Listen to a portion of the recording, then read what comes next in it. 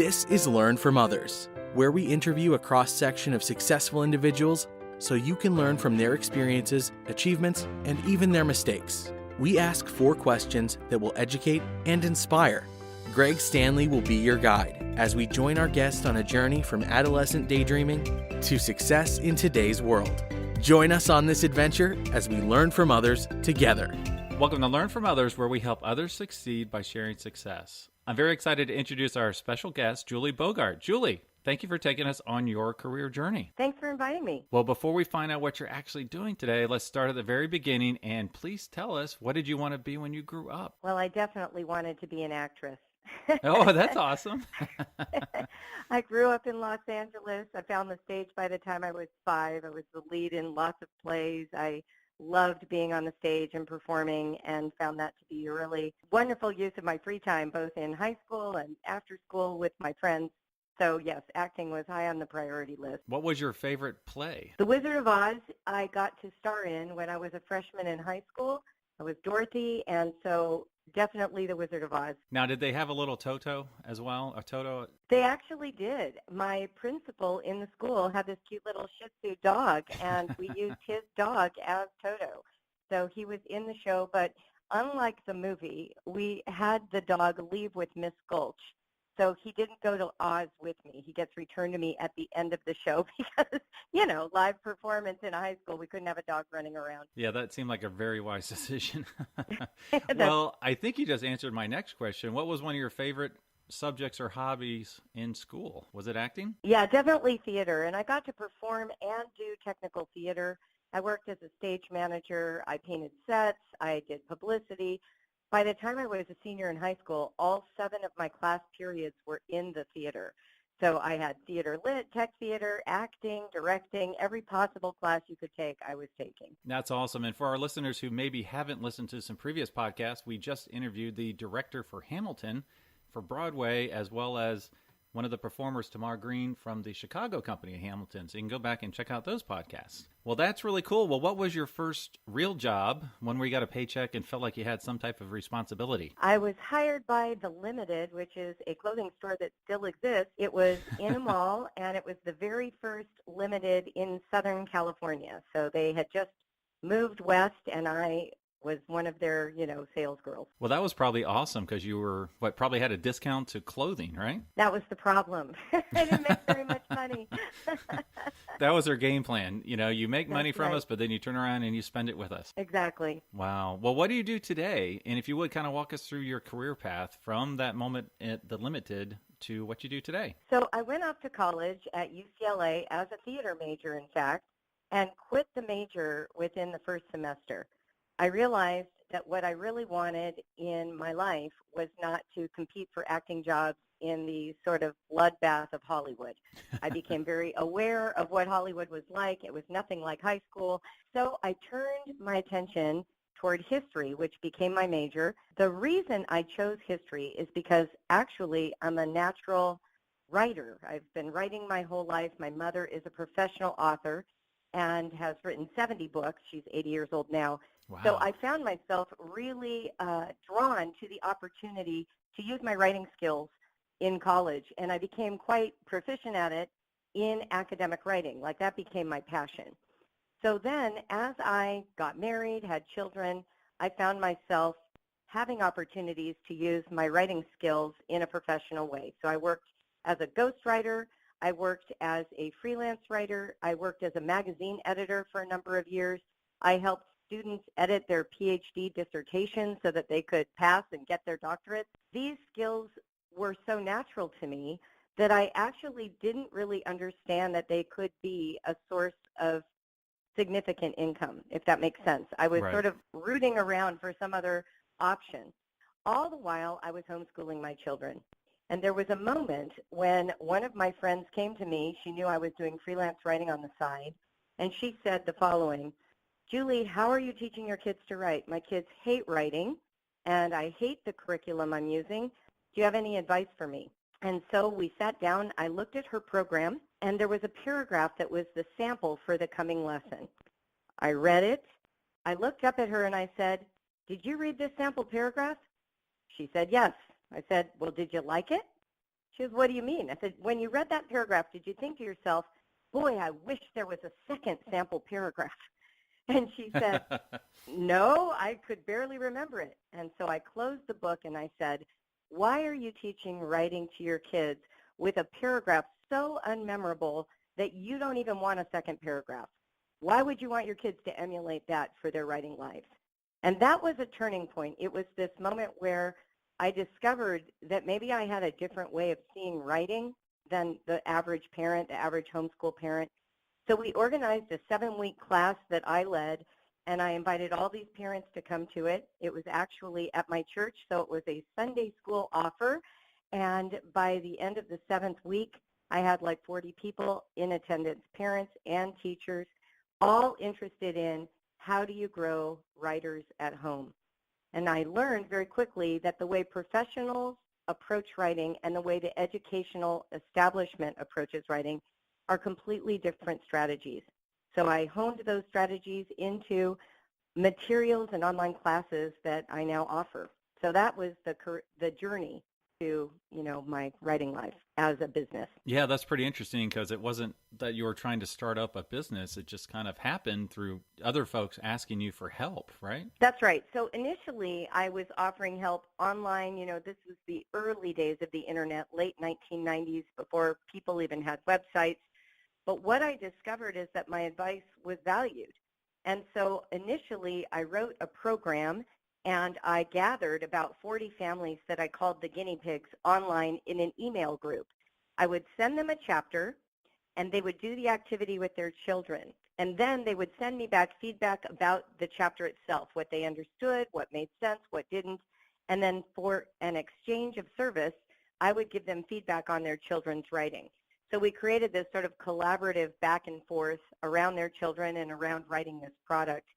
Once the product was written, I initially had written it for another company who had asked me to write it, and they changed their mind.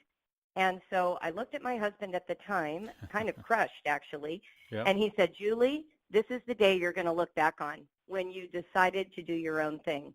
And so we self-published. I went to a conference. I started selling my book. And because of that guinea pig group, I realized I could also offer writing coaching through the internet. Now this is back before video. This is back before pictures. We were using email lists as our initial way of teaching writing. And that lasted for a couple of years and then went to discussion board format. And then today we have our own custom design classroom. But this all started in January of 2000, and I sort of backed into the room called entrepreneur, exactly what you said. I wasn't, setting out to start a business and become a millionaire. I was trying to solve a problem with skills that I had to earn a little extra money to pay for lacrosse. It was that kind of thought process. Wow, that's really cool. So could you tell us what does your product look like exactly? I know you mentioned you created these guides, these workbooks. What does it look like from a user perspective? So we have digital downloads as our guides. They're, professionally designed and include all the information needed to create a writing culture and a writing life in your family. They start at the earliest ages, 5 to 8 years old, all the way going up to 18 when a child goes off to college. It is my contention that writing is the same no matter what genre. Discovering your own ability to generate insight, to know what you think about something, to marshal your own natural vocabulary in order to express your point of view is the same across all the genres. But what we typically don't do is teach that part of the writing life. What we teach are formats. So children start to believe that every time they encounter a brand new format, they have to go through a brand new training for writing. But what I do is I focus on writing voice first and helping parents learn how to nourish, nurture, and coach that experience. And then we start showing children all the shapes that it can be revised into. And what happens is for kids who are in our program, they discover that they are writers already. We could chop off their hands and gouge out their eyes. They could still be writers. Right. The mechanics are secondary to the interior that creates the writing life. Wow, that's amazing. And as an entrepreneur, you're responsible for all aspects of your business. So What does a typical week look like for you? Well, I will tell you this. When I first started, it was literally just me. But within 2 months, I turned to my husband at the time and I said, I need to hire someone to teach classes. And he laughed in a good-natured way, but he did laugh. And he said, what do you mean you're hiring someone already? And I said, look, I will never get to $500,000 a year if it's only me doing the teaching. And then that really cracked him up because up to that point, I think the biggest revenue share for a month was like $300, which made all the difference in the world in our budget, by the way, back then.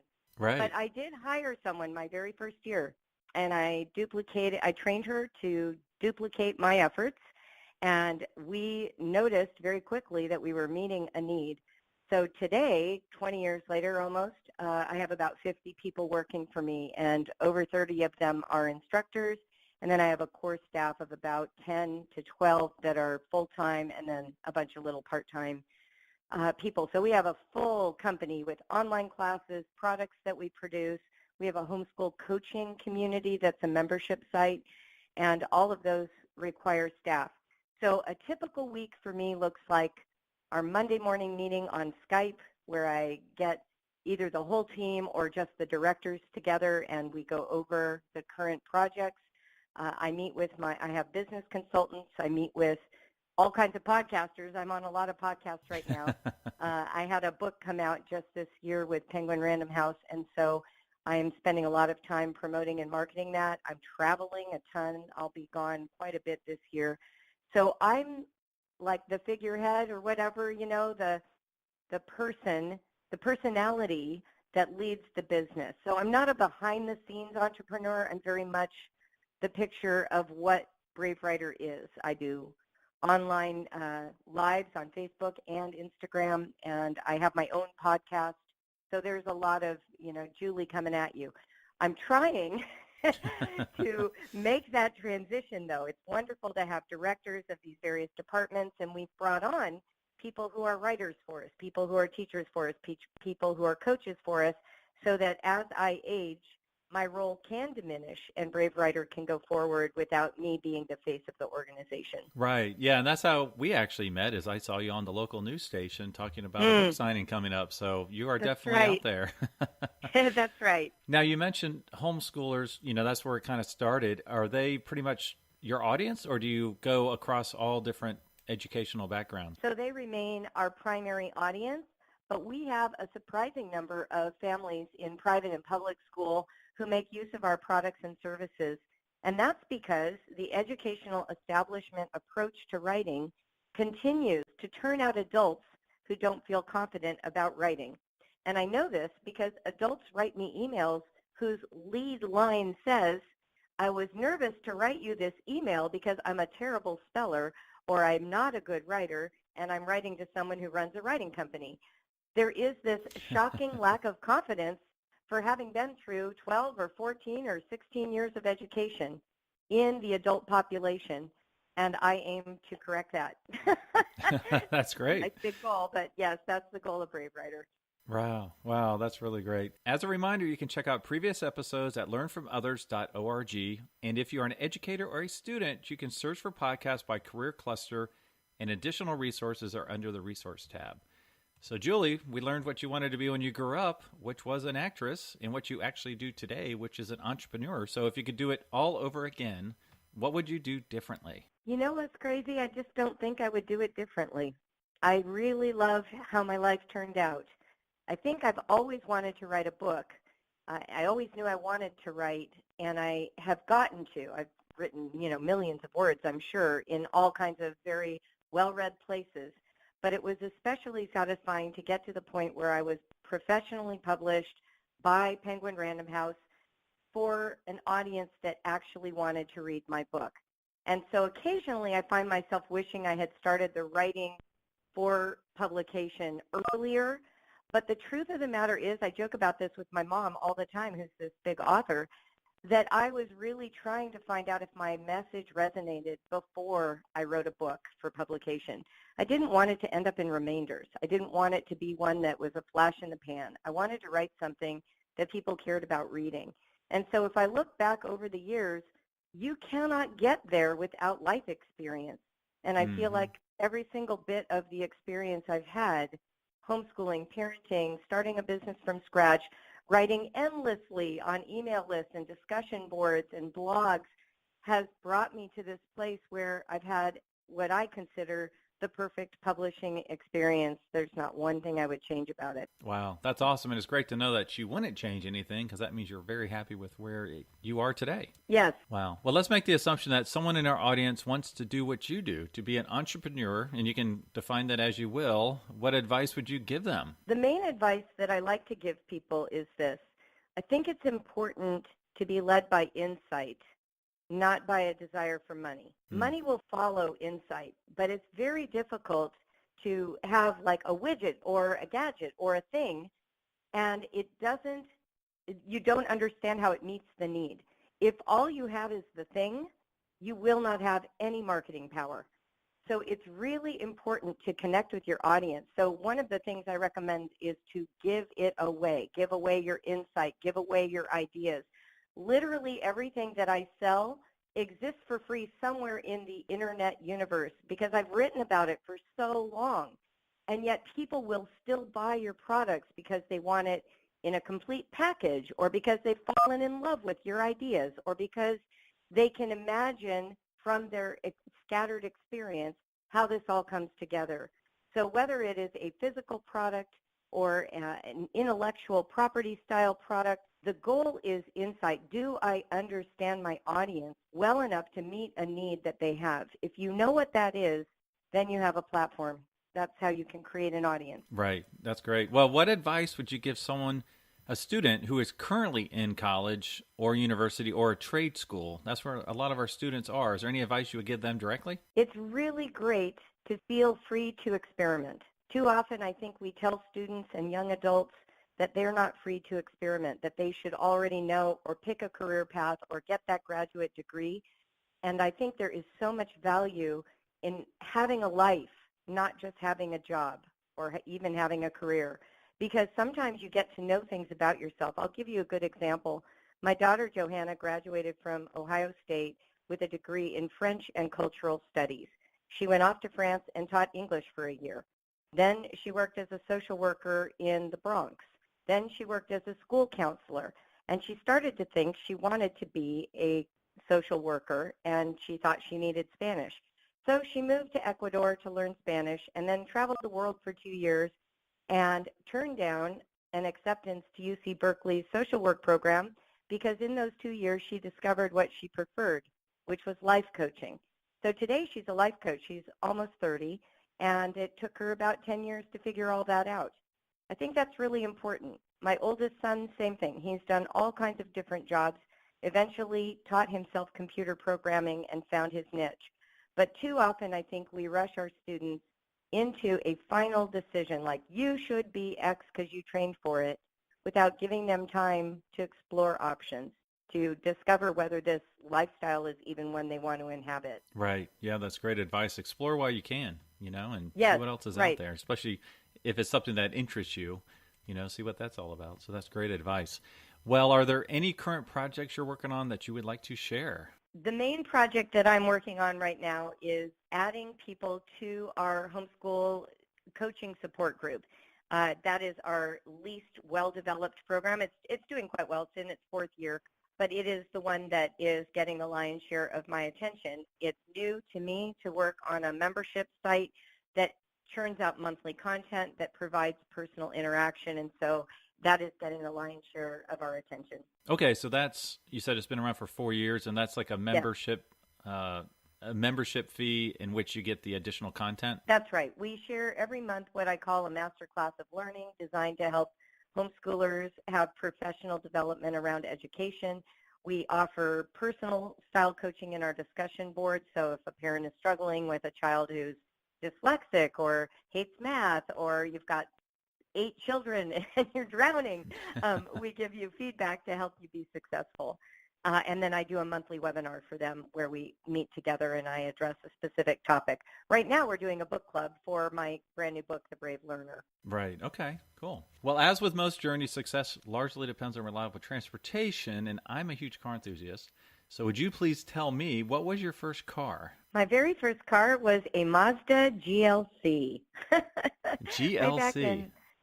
Way back in the 1970s. It was new. In fact, the big joke in my life is that my only brand new car was my first car until like a year ago. Yeah, and it's because I grew up in LA and my dad couldn't be bothered looking for a used car. So I got this it was a little hatchback, blue, manual stick shift, so I could drive a stick, and it had an 8-track tape in it.